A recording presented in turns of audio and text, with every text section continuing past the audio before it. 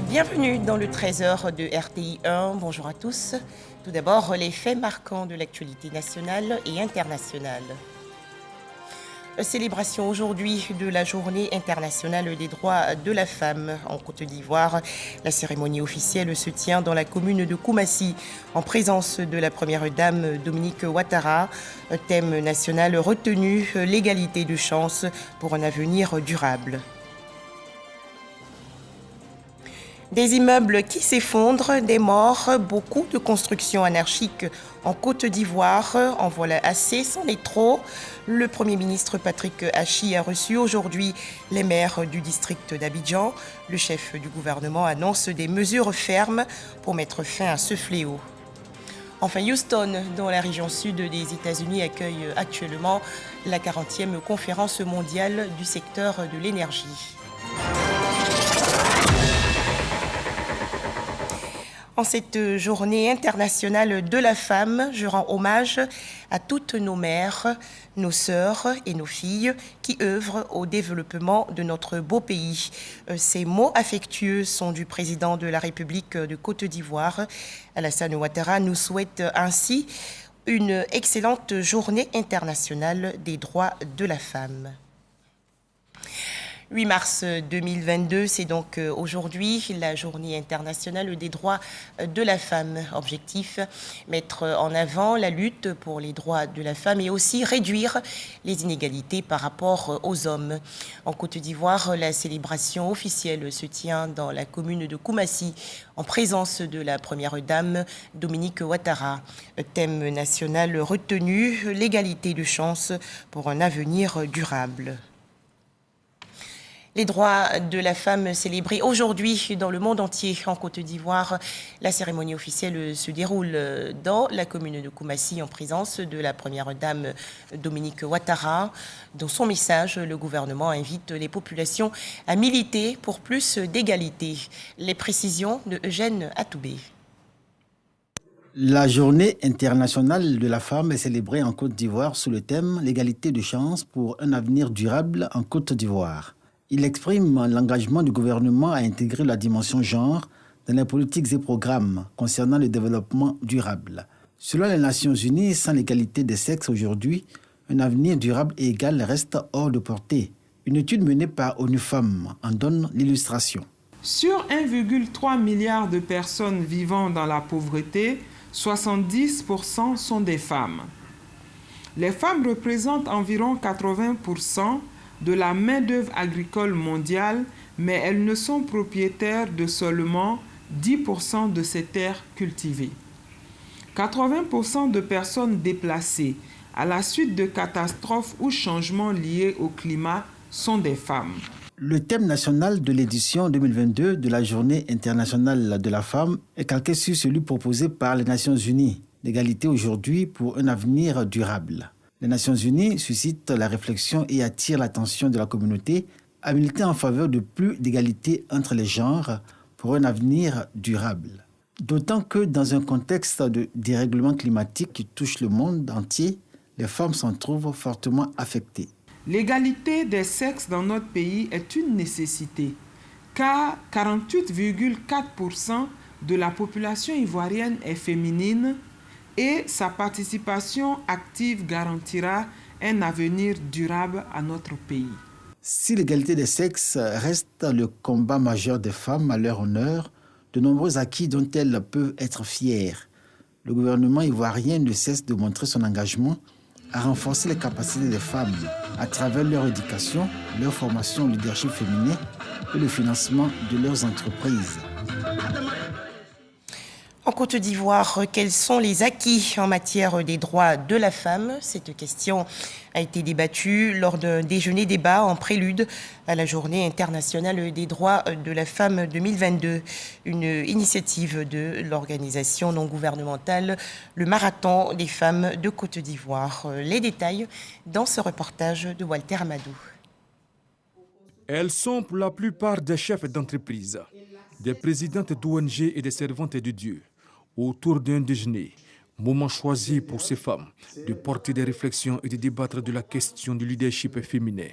Une initiative du Marathon des femmes de Côte d'Ivoire Au sortir de là, nous voulons savoir ce que c'est que le leadership féminin. Parce qu'en Afrique, c'est difficile. Le leadership féminin est très mal vu, est très mal compris d'ailleurs, et il cause même des problèmes dans les foyers, dans les relations de tous les jours et même dans les entreprises. Donc c'est pour ça que nous avons voulu nous retrouver. Nous avons créé ce système qu'on nous avons appelé Entre elles pour que nous puissions nous parler. Les femmes aujourd'hui peuvent être à des postes de responsabilité, mais les principales difficultés qu'elles ont, c'est que les gens s'interrogent sur leur capacité à diriger parce qu'elles sont des femmes. Et ce constat, il est encore présent. Donc nous souhaiterons que les hommes, ainsi que certaines femmes, qui sont aussi réticentes à ces questions-là, que vraiment les mentalités évoluent dans ces domaines-là. Ce rendez-vous entre femmes est une lucane pour évaluer les acquis de leurs droits. Le bilan, il est quand même positif parce que nous venons de loin. Aujourd'hui, vous avez les femmes qui travaillent, n'est-ce pas, qui sont représentées dans pratiquement tous les secteurs d'activité. Il y a toujours des défis à relever parce que, quelque part, vous avez encore des femmes qui souffrent. La Côte d'Ivoire est un des rares pays où les droits de l'homme sont abondamment proclamés. Ça veut dire que la Côte d'Ivoire a ratifié l'essentiel des instruments qui protègent les droits de toutes les couches, femmes, hommes, enfants. Les panélistes et participantes ont dénoncé les violences basées sur le genre dont les femmes sont victimes. Elles appellent donc à l'implication des pouvoirs publics. Créé en 2021, le Marathon des femmes de Côte d'Ivoire œuvre à promouvoir le talent des femmes dans divers secteurs. L'organisation sensibilise également les femmes sur la pratique du sport. Journée internationale des droits de la femme 2022 en Côte d'Ivoire. Une conférence de presse animée il y a quelques jours par le réseau des femmes journalistes et professionnelles de la communication. C'était à la Maison de la Presse dans la commune du Plateau. Objectif, présenter la première édition de la Journée nationale de la femme des médias et dans les médias. Cet événement va se dérouler les 30 et 31 mars prochains à l'Institut des sciences et techniques de la communication dans la commune de Cocody. Les détails, c'est Sephora Zegui. Les femmes comptent à peine pour 20% des 959 professionnels référencés par la commission paritaire d'attribution de la carte de journaliste professionnel et de la communication CIJP en 2022. Pour relever le niveau de représentativité des femmes dans l'espace médiatique, un cadre d'échange et de réflexion est initié. Une journée nationale des femmes des médias et dans les médias JNFM. Nous, les femmes dans les médias, nous sommes, je dirais, beaucoup marginalisés. Voilà, nous ne sommes pas toujours écoutés, nous sommes vus d'un œil de minorité. Donc pour moi, cette journée est la bienvenue. Aujourd'hui, on parle de la femme au second plan. Alors cette opportunité que l'Association des femmes journalistes nous donne, c'est de nous affirmer.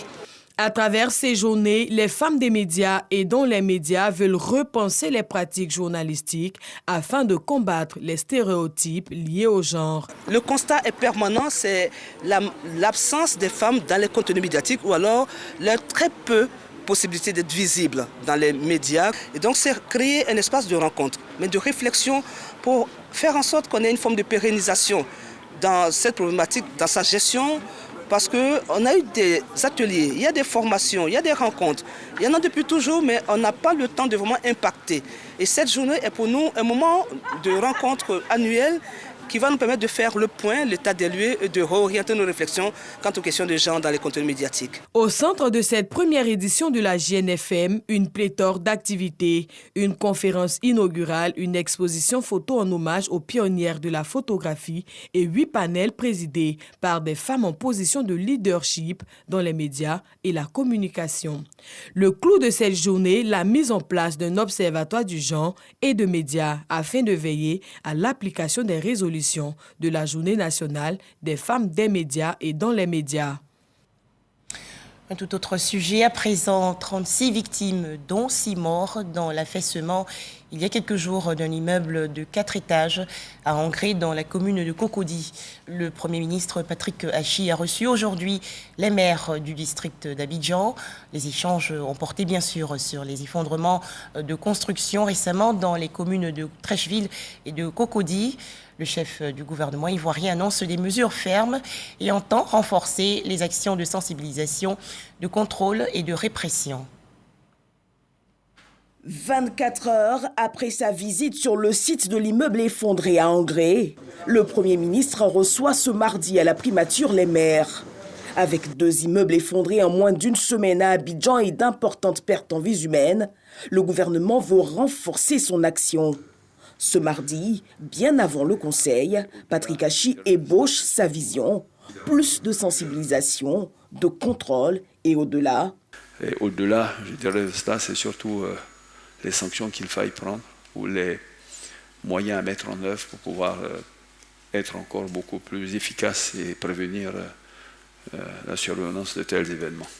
Si le nombre de contrôles des constructions est passé de 2 000 à près de 10 000 pour l'année 2021, avec un pic pour les démolitions, d'autres mécanismes appuyés sur la décentralisation doivent être activés. Il nous faut renforcer sans doute la collaboration avec les acteurs locaux, donc les maires, pour que définitivement on opérationnalise ce qui est déjà prévu en réalité dans nos textes par un décret, qu'on opérationnalise ce qui s'appelle la plateforme collaborative de contrôle de construction. Les maires se disent engagés aux côtés de l'État. Prenant nos responsabilités de gestionnaire de cité, nous avons voulu être aujourd'hui une force de proposition au gouvernement. Expliquer notre disponibilité à participer à une plateforme qui va être mise en œuvre et réactivée dès la semaine prochaine, où nous allons prendre toute notre place dans la sensibilisation, dans la communication auprès de nos concitoyens, pour faire reculer l'incivisme et les incivilités. Nous allons prendre notre place dans le contrôle. Nous allons prendre nos places surtout dans la répression si nécessaire pour préserver des vies. Une action coordonnée avec plus de sensibilisation, plus de contrôle, mais surtout plus de répression pour éviter de nouveaux drames. Des précisions de Alexis Ouedraogo. Le gouvernement ivoirien, aux côtés des familles des victimes de l'effondrement de l'immeuble de 4 étages à Angré, dans la commune de Cocody. Le Premier ministre Patrick Achi a assuré les victimes du soutien de l'État, notamment par la prise en charge médicale des blessés. Le chef du gouvernement a également précisé que les autorités judiciaires ont été saisies et les enquêtes ouvertes. Ce lundi, dans les gravats de l'immeuble effondré d'Angré 7e tranche, Patrick Achi essaie d'apporter soutien et réconfort aux victimes. On aura vraiment un bilan définitif lorsqu'on aura fait tout le déblai de tout le chantier. Nous avons été donc instruits par son Excellence le Président de la République de venir sur les lieux pour nous enquérir des causes profondes à la base de ce drame. On prend en charge déjà les populations qui ont pu en sortir en vie, au niveau médical, mais également pour ceux qui n'ont plus de lieu où se loger. Les services du ministère de la Solidarité sont en train de faire le nécessaire. Et donc nos premiers mots, bien sûr, vont à l'endroit des populations. Le gouvernement se dit engagé à faire la lumière sur les causes du drame. Le procureur de la République a été saisi, les enquêtes ont démarré, le propriétaire a été identifié. Les investigations vont continuer dès que les pompiers auront terminé de faire les fouilles. Et donc déjà la justice elle-même va se mettre en branle pour que les sanctions judiciaires qui doivent donc s'appliquer puissent se poursuivre. Mais au-delà de ça, ce sont les maîtres d'ouvrage, ce sont les entreprises, ce sont les bureaux de contrôle, ce sont les administrations en charge de mettre en œuvre la réglementation qui vont être directement interpellés, pour lesquels des mesures également administratives vont être prises. Les enquêtes sont ouvertes. On faisait le point avec Alexis Ouedraogo.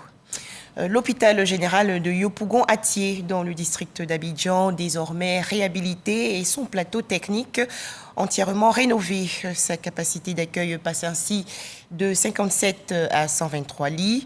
L'hôpital général de Yopougon-Atié a donc été inauguré hier par le Premier ministre Patrick Achi lors d'une cérémonie. Les travaux de rénovation de cet établissement sanitaire sont estimés à plus de 20 milliards de francs CFA. Alexis Ouedraogo. Voici le nouvel hôpital général de Yopougon-Atié. Anciennement PMI, l'infrastructure sanitaire a été réhabilitée dans son architecture, ses fonctions et son plateau technique, aujourd'hui à la pointe de la technologie. Nous sommes ravis de pouvoir enfin travailler dans d'excellentes conditions. Mes collaborateurs et moi ont hâte d'accueillir la population qui va venir, surtout que maintenant, toutes les spécialités de la pédiatrie sont présentes. Un examen osseux, c'est en position couchée. Lorsqu'il y a un cas qui arrive, on a besoin de savoir urgemment qu'est-ce qui se passe dans le corps du patient. Donc c'est le premier examen qu'on fait en général. Ce lundi, le Premier ministre Patrick Achi a procédé à l'inauguration de la phase 1 de l'ouvrage, au grand bonheur des populations. En janvier 2018, le gouvernement a procédé au lancement officiel de la réhabilitation de 8 établissements sanitaires sur tout le territoire national.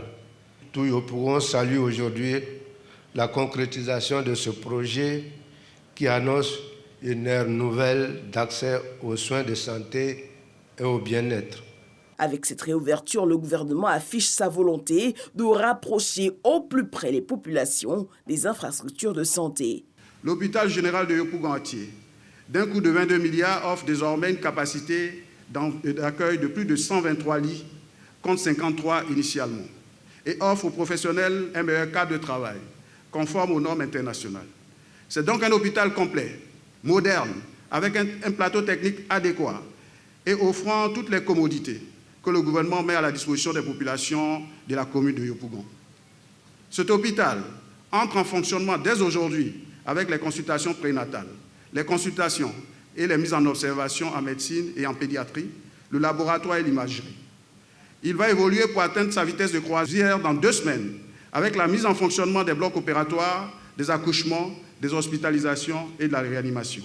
Mieux, avec la mise en œuvre de la réforme hospitalière, des comités d'orientation et de contrôle verront le jour sur toute l'étendue du territoire. Objectif, veiller au respect des différentes directives sanitaires, tant dans le public que le privé. Aux populations de Yopougon, qui voient cet hôpital général enfin réouvrir, et les travaux en cours au CHU bientôt aboutir, je veux dire une seule chose. Vous avez raison. Raison de croire au rassemblement qui permet le développement, à la paix qui permet la prospérité et à la solidarité nationale. Vous avez raison de faire confiance à son Excellence, Monsieur le Président de la République, et à l'ensemble de son gouvernement. Nous agissons, nous bâtissons, nous avançons pour que les lieux qui prendront soin de nos concitoyens, tel l'hôpital général de Yopougon, puissent exister partout en Côte d'Ivoire. Nous le disons, nous le faisons. Et nous allons demain le faire toujours plus vite, toujours mieux. Toujours le mot pour le personnel soignant. Patrick Achi en appelle à leur professionnalisme. Lorsqu'on inaugure un nouvel hôpital, comme j'ai eu le plaisir de le faire à plusieurs reprises ces derniers mois, on parle souvent des installations, du nombre de lits, des équipements techniques, mais on ne peut oublier qu'il ne serait rien sans les femmes et les hommes qui vont lui permettre de jouer pleinement son rôle. Je veux aussi leur rappeler l'exigence humaine qu'ils portent sur leurs épaules, celle de l'effort et du professionnalisme, celle du respect dû aux âmes et aux corps affaiblis, celle de l'attention humble, délicate, prodiguée aux patients. Et dans sa volonté d'améliorer la prise en charge sanitaire des populations, le gouvernement va renforcer les mécanismes de contrôle, notamment sur le point de la gratuité ciblée, renforcer les ressources humaines de santé et veiller à la bonne application des politiques d'entretien et de maintenance des infrastructures sanitaires. Rappelons que la vaccination et les gestes barrières nous sécurisent et nous protègent contre le coronavirus.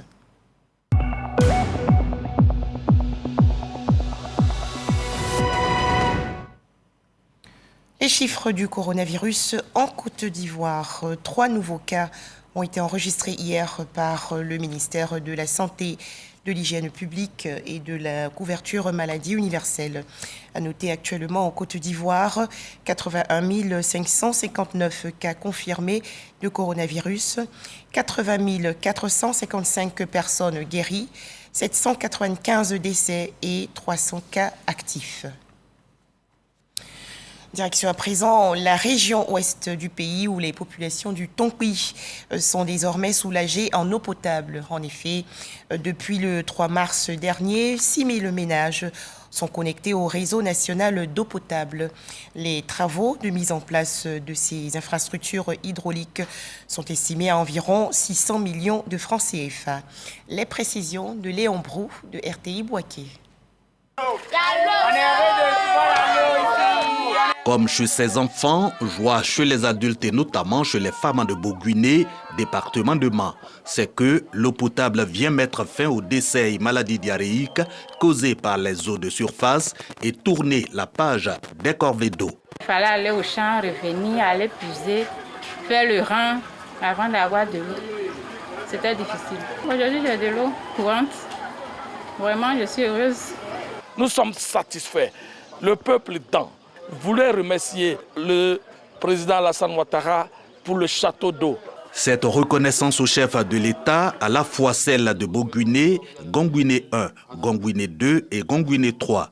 Pour ces 4 villages, le besoin journalier des 6 000 ménages estimé à 78 mètres cubes d'eau, désormais couvert, et 250 mètres cubes additionnels garantissent, jusqu'en 2037, l'accès à l'eau potable dans cette zone rurale. Elle est équipée de 32 km de canalisation, un système d'interconnexion au même château d'eau. Le château d'eau multi-village, c'est construire un château d'eau et à partir de ce château d'eau, avec une bonne nappe, nous servons de l'eau à plusieurs villages. Et ici, avec un château d'eau, nous servons de l'eau potable à 4 villages. Donc nous faisons des économies d'échelle, ce qui nous permet d'aller en avant dans l'accès à l'eau potable pour les populations. Et de rappeler que l'eau est source de vie, le ministre de l'Hydraulique indique qu'elle est la base du développement et engage le district autonome des montagnes à la cohésion et à la paix pour capter d'autres projets. Un appel bien perçu par le ministre gouverneur. C'est de faire en sorte que ces installations-là, la population s'en approprie, que la capacité de la population soit renforcée avec la formation pour que les comités de gestion puissent veiller sur ces installations. Coût de l'alimentation en eau potable de Boguiné et localités environnantes, 577 millions de francs CFA financés par l'État qui offre ici encore le raccordement social à raison de 10 000 francs contre 165 000 francs CFA. Troisième titre de ce journal, Houston, dans la région sud des États-Unis, accueille actuellement la 40e conférence mondiale du secteur de l'énergie. Thème retenu, la transition énergétique. La Côte d'Ivoire est représentée par son ministre des Mines, du Pétrole et de l'Énergie, Thomas Camara. Les explications de Adama Koné. Houston, à près de 10 000 km d'Abidjan, dans le Texas, au sud des États-Unis. Les managers, experts et dirigeants les plus influents de l'industrie pétrolière et gazière sont en conclave depuis ce 7 mars 2022. Ils explorent la formule d'une exploitation pétrolière à forte réduction de gaz à effet de serre. La Côte d'Ivoire est présente à ce rendez-vous mondial. La question donc qui est au centre aujourd'hui, c'est la réduction des émissions de méthane. On sait que dans nos activités pétrolières, lorsque on est sur une plateforme, si on prend le cas de l'amont pétrolier, lorsqu'on est sur une plateforme et qu'on produit le pétrole brut avec du gaz associé, dans les installations, il y a des fuites de gaz. Donc ces fuites de gaz constituent des émissions de carbone qui, évidemment, viennent polluer la nature et viennent mettre du gaz à effet de serre dans l'environnement. Et c'est le combat donc contre ces émissions de gaz à effet de serre qui est toujours en cours. Tout ça pour limiter les changements climatiques. Aussitôt la cérémonie d'ouverture achevée, le ministre des Mines, du Pétrole et de l'Énergie reçoit un groupement d'opérateurs. Il est 19h heure locale, soit 1h GMT. Les membres de l'OGCI, on a 12 compagnies membres aujourd'hui, y compris des compagnies nationales. En 4 ans, elles ont réussi à réduire de 30% leurs émissions de méthane grâce à des actions un peu volontaristes comme celle-ci. Là, notre objectif, comme Monsieur le ministre l'a rappelé, c'est d'étendre ces objectifs-là à d'autres compagnies qui sont non membres de l'OGCI. La solution, donc, c'est faire en sorte que toutes les grandes sociétés pétrolières qui opèrent dans le domaine signent un engagement par lequel donc toutes ces sociétés s'engagent à réduire considérablement, sinon annuler, ces émissions de méthane qui viennent aggraver la situation de carbone sur la planète. La conférence mondiale sur l'énergie, appelée CERAWeek, est à sa 40e édition après celle annulée de 2020 pour cause du coronavirus et celle de 2021, tenue par visioconférence. Dans l'actualité également, le 58e Salon de l'agriculture de Paris en France. Le stand de la Côte d'Ivoire a été pris d'assaut par les jeunes enfants et les étudiants. La raison, la Côte d'Ivoire a présenté les produits représentatifs de son potentiel agricole, notamment le cacao. Le Conseil du café cacao a justement consacré récemment une journée dédiée au cacao. Les détails, Jean-Louis Gbangbo. À cette 58e édition du Salon de l'agriculture de Paris, il était impossible de visiter le pavillon 5, réservé aux cultures et saveurs du monde, sans être attiré par le doux parfum du chocolat ivoirien. Mais c'est surtout à la journée du Conseil Café-Cacao que le cacao, le produit phare, s'est entièrement laissé découvrir par le public du salon. D'abord, à travers une conférence destinée aux étudiants expatriés et consacrée aux opportunités de leur insertion professionnelle. Étant donné qu'aujourd'hui, le cacao ivoirien est confronté à des problèmes sur le plan international, notamment ce qui touche le prix des produits au plan international et aussi des problèmes touchant les réglementations sur la déforestation importée, nous avons été heureux de savoir que nous pouvons apporter notre expertise en politique agricole, en droit international du commerce à notre pays. Ce même jour, une dizaine d'enfants sélectionnés par l'ambassade de Côte d'Ivoire en France ont pu vivre un moyen d'apprentissage et de familiarisation au métier du chocolat à travers la classe cacao. J'ai découvert comment on fait le chocolat. Je sais maintenant comment on fait le cacao, le chocolat. Et je l'ai découvert grâce au salon de l'agriculture. Plusieurs témoignages partagent l'expérience dans le cadre de la transformation du cacao, mais également du café, consacré à l'organe de régulation. Le Conseil du café-cacao est au service des producteurs, au service de la filière café-cacao.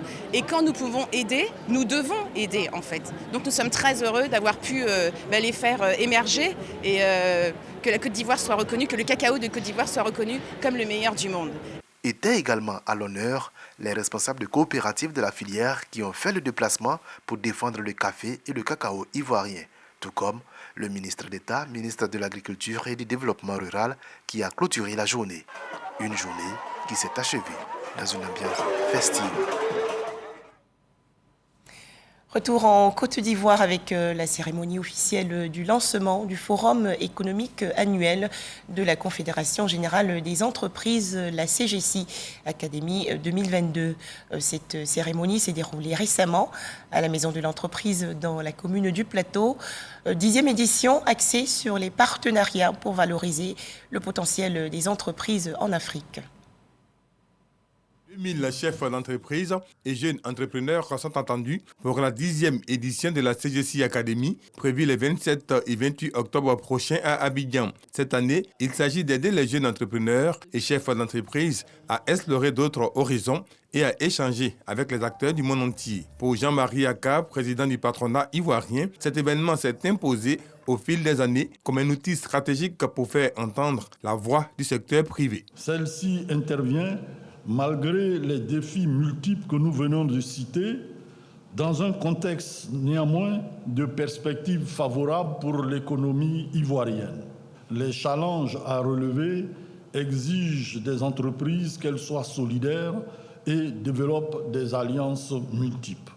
Le moment est donc venu pour le secteur privé ivoirien d'explorer de nouveaux horizons, de conquérir de nouveaux marchés d'exportation et de diversifier ses importations en Afrique et dans le reste du monde.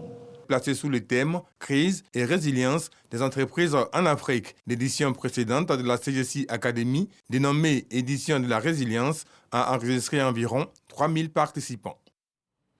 Voilà, on faisait le point avec Espérance Diakalé et Jean-Jacques Kwame Alain.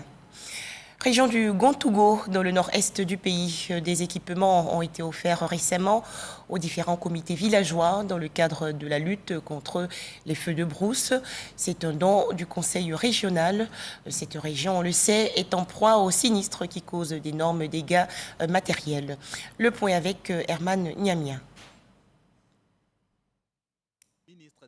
L'année dernière, les feux de brousse ont causé la destruction de cultures pérennes et vivrières de plus de 65 hectares dans le seul département de Bondoukou. Cette année, le conseil régional du Gontougo a décidé de s'impliquer dans la lutte contre ce fléau qui accentue la pauvreté des populations rurales. C'est ce qui justifie ce don composé de 6 citernes, de 17 brouettes, de 80 machettes, de 40 arrosoirs, de 39 limes et de 40 paires de bottes, le tout d'une valeur de plus de 2 millions de francs CFA au comité villageois de lutte contre les feux de brousse installés dans toute la région afin de les rendre plus opérationnels. Les feux de brousse constituent de véritables menaces en ce qu'ils provoquent la destruction des ressources naturelles, de biens naturels et financiers des populations, aggravant ainsi la pauvreté. Nous sommes disposés à travailler pour le bien-être des populations qui nous font confiance.